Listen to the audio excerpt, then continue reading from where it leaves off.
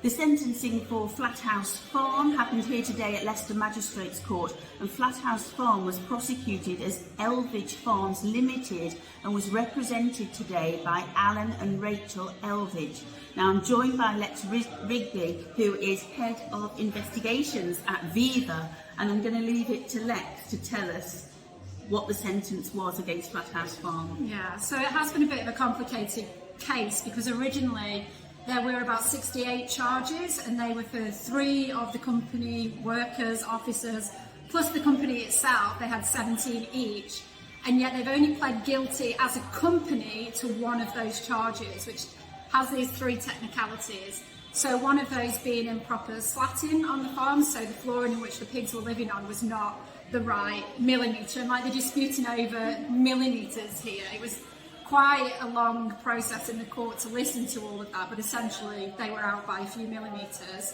The second technicality was to do with the environmental enrichment, because the pigs were just not being provided with anything, and we know how intelligent pigs are, and the fact that they were living in these barren pens is just an insult to their intelligence. And then the third one was to do with a broken pen rail, which of course they're blaming the pig for breaking the rail, but they're responsible for not fixing it. So that was kind of like the third technicality in this. So it's just one charge that they've pled guilty to. They've been issued a £5,000 fine for that, but they've been given a 10% discount for the guilty plea. So it means that the total amount that they're going to pay for this is £4,500, and they've got to pay that within the next 3 months. They did ask for 2 years to pay it, but the judge has said within 3 months. And just on top of that, there's a surcharge as well. So it's £4,500 fine, and then there's a £181 surcharge that they'll have to pay, all within 3 months. It has to be said, and I've mentioned this before, trading standards who actually brought the prosecution have been so less than impressive, and the judge actually at the end was very critical of the prosecution. Lex, you just sum up very quickly what you make of this sentence, because you're the person who's been dealing with this on Viva's behalf for 2 years. Yeah, it's been a really long time, so it feels like the burden's just been sat on my shoulders for the last 2 years, if not longer. And it's basically come down to the fact that the law is just not in place to protect farmed animals. These pigs were not having a single one of their needs met. They're intelligent beings, they're highly sentient, and yet they were provided with nothing. The housing was improper, the lighting was improper, the enrichment was improper. It's resulting in these pigs cannibalising each other. We've got footage of that.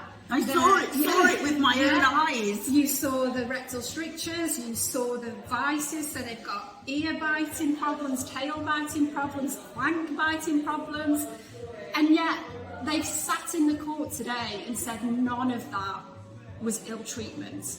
They've had veterinary experts go in and basically say that these pigs are in all-round good health. All-round good health. That's how low the bar is on the standards of animal welfare when it comes to farming. You can't quite... I'm still trying to get my head around a lot of what was said in court today, and it was very difficult to sit there and not be able to interject and just say, you're wrong. They're sat there saying that there are no recommendations about the type of enrichment.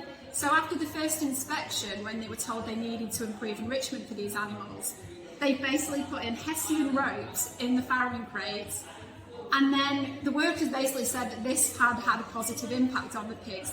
They didn't provide anything for the fattening pigs or the grower pigs or anything but the sows that are confined in these tiny little cages, and they've seen this positive impact, and there are recommendations. At the time of this investigation, this farm was under red tractor assurance.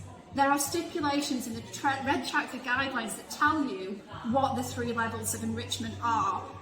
A Hessian rope is not good enough. There are standards for that, and it is not good enough.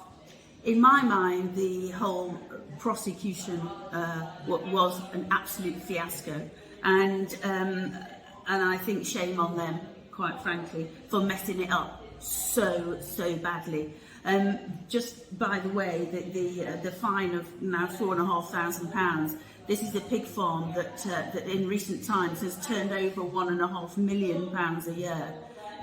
Now the company is apparently not being a pig farm anymore, and it is turning its attention to renewable energy in the form of wind turbines, and one can only assume that they're having to do that because they can look after wind turbines, whereas they can't look after sentient beings. Yeah. And that is the one positive that I think, and the one thing that's going to give me closure certainly is the fact that pigs do not live at Flat House Farm anymore. There are no animals suffering at their hands anymore. They're gone. It's literally, they have a small arable business which was to provide feed for the pigs anyway. The likelihood is that's going to fold at some point, and they've got a wind turbine to produce energy. It was very clear in the court today that they're uncertain about their future. They talked about one of the company directors is basically out of a job now because all she's ever known is pig rearing, and they're not a pig rearing business anymore. So it's a bit unsure what's going to happen to them, but yeah, at least we know and we can be assured that pigs will not suffer at their hands anymore. We'll end on that positive note.